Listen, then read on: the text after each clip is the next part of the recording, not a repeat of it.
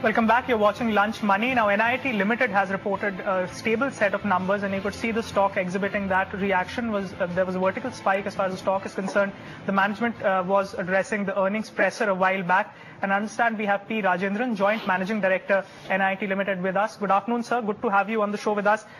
Take us through the detailed highlights of the quarter. I understand that your operating profit on a standalone basis has gone up to 4.8 crores, and so you're back in the green compared to an operating loss of 28.9 crores in the year ago period, and even in the quarter in the previous quarter. So what has really led to the operational improvement? And then I'll come to the separate segments after you answer me.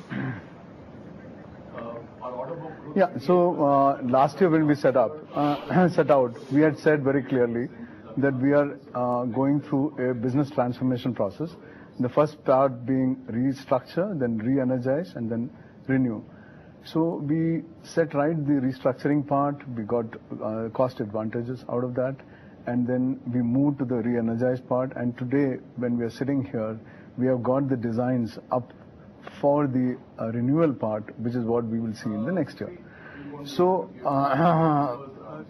it is evident that after many years, I mean, we were 1,000 crores about 5 years back.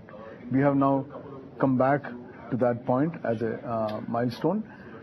If you look at the revenue, the corporate learning group has been very stable, and that is again on 15%, 15% growth and 12% on EBITDA. The challenged part used to be the B2C, the India business, and the India business, some many activities happened last year. I can talk about it, which is now put it on a growth path. I think these have contributed for the change in both revenue growth as well as the EBITDA recovery last year. So as you said, the corporate learnings group, that's the biggest revenue contributor as far as your overall P&L is concerned, and even EBITDA wise. Can you take me through the numbers as to what has been the EBITDA growth for the CLG segment? I understand it has been 12% for the fourth quarter. Am I right in that? Yes. No. So for the fourth quarter, the revenue increase we're talking about? The EBITDA. So the EBITDA, you are right, 12% last quarter. Right. So take us through the and growth. Also for the year, it is 12%. Yeah. So for the quarter, the revenue was up 18%. Now that's very good because our indications were 15% when we started the year. And for the full year, it is 16% growth versus on year-on-year basis.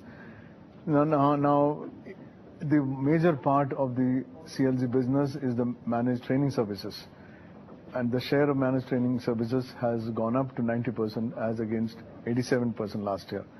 We now have a revenue visibility of $200 million USD, and MTS customers, we added another 4 new MTS clients last quarter. Now, all these have on one side contributed to the last quarter's performance, and second is it has set the right starting point for the next year with a very healthy pending order book, as well as new clients added, which will get into revenues in the next quarter and year. Right. So in terms of MTS, I understand, as you pointed out, that's been quite healthy. What is the quantum of client accretiveness, the total client value that you've added for MTS, for which you have revenue visibility going ahead?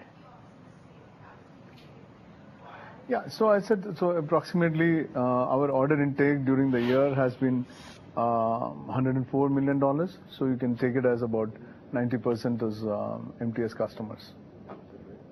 SNC is back to profitability at the operational level, I understand, sir. Take us through the performance of the skills and careers group business as well, the revenue and the operational profit that you have retained. Yeah, so the skills and career business, that's typically the India business. It has been quite challenged. So the real impact of our restructuring renewal project has had the best impact on the SNC. So in SNC, NIIT took a big leap and said we are restructuring even all our curriculum. At the top, we have launched the Stack Route. Stack Route is for programmers and technical staff for the new generation programming. So we had some fantastic outcome for the first program which we had. At the next level, everybody is familiar with our old ZNIIT program. That has been completely revamped into the Digi Next, which is once again for the digital developers. At the next level, the programs which go through the NIIT centers as well as the business partner centers, we are moving the curriculum into the digital part for the managers, for the other professionals in other domains who also have to learn the IT part. So that is one part of the story. Second part is, and that is what has brought us the revenues and EBITDAs. But I think one significant initiative was the NIIT.TV, which is not immediately a revenue earner. But I must say that according to us, it is one of the largest portal of this kind, where we have 235,000 registered users from 157 countries. And now there are 5,500 programs, courses, which are available on NIIT.TV. And the feedback has been good. People are using it and basically engaging future clients through this portal. And this, along with registrations moving to the NIIT SNC business, we feel has been the right way to go to take this business forward. Right. So as far as this school learning group segment is concerned, I understand that's the smallest revenue contributor. But how has that done in this quarter, and what has been the operational performance of that segment? Yeah. So, correct. Now, as far as the school business is concerned, we have to see it slightly differently. You are aware that last year, around this time, we took the schools business and dropped it into a subsidiary, which is called the Mind Champion Learning Systems. And the reason was that in this large 1,000 crore company, a group which is right now about 106 crores was not getting the right attention, and also we wanted to put it on a separate growth path. In that business, the government schools projects, there are two projects which got over this year, and hence there is a dip in the revenue for the balanced quarters of the year. The private schools is our focus, and we believe that that is the one which we will be taking forward as we go to the next quarter. EBITDA last quarter was 5%, and also the go forward revenue, if you remove, it's about 110 million, up about 4%. So what I mean by go forward revenue is without the government schools revenue, which is by design going to be exiting in another year or two. Right. So you added 4 very important customers, I understand, from the presser. Can you highlight as to what categories these customers belong to, and what is the kind of revenue accretiveness that these customers' deals will bring to you? Yeah, so that's a little tough to talk about the numbers for these customers because that is based on restrictions by the clients. But let's say that one is from the manufacturing sector, another one, if I remember right, is from the health sector, and there are 2 others. So 4 of them. And as time goes, we will see the revenues coming up next year. I'm unable to talk more about it at this time.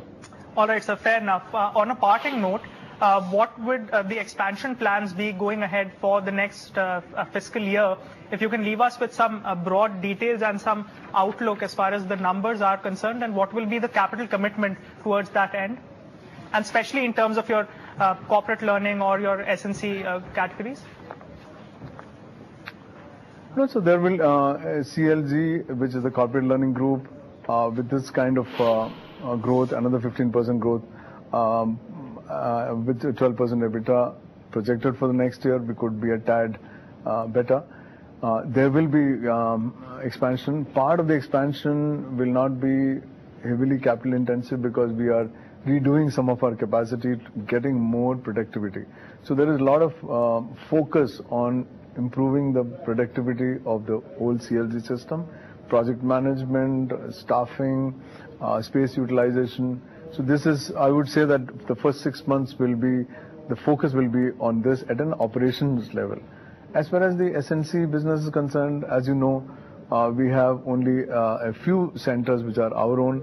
We will be changing the outlook and the looks of some of these centers, because the moment the stack route program is delivered, that works completely differently. Stack route program is one where literally in the classroom we don't have a blackboard and a presentation. It's all activity based, project based, and with peer group facilitation. It's a completely new way of learning, and that is why the outcomes have been fantastic. So that's how we see the next year guidance. I would say that typically, I told you about the CLG part.